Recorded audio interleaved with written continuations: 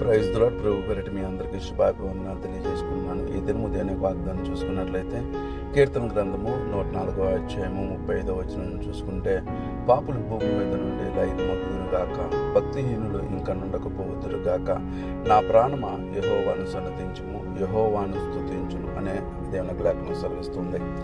భక్తిహీనులు అనగా దేవుణ్ణి నమ్ముకున్నటువంటి వారు, దేవుణ్ణి ఎదుగుతున్నటువంటి వారు, దేవుని యొక్క రాజ్యంలో ఉండాలని ఆశ కలిగి, మరి దేవుడు మనల్ని ఏర్పాటు చేసుకుని ఆయన పిలుచుకున్న రీతిని బట్టి మన దేవుని సన్నిధిలో నిత్యము పరిశుద్ధులుగా మారవలసినటువంటి మనం అందరం కూడా రోజు రోజు మన భక్తి క్షీణించిపోతుంది తప్ప అభివృద్ధిలోకి రావట్లేదు.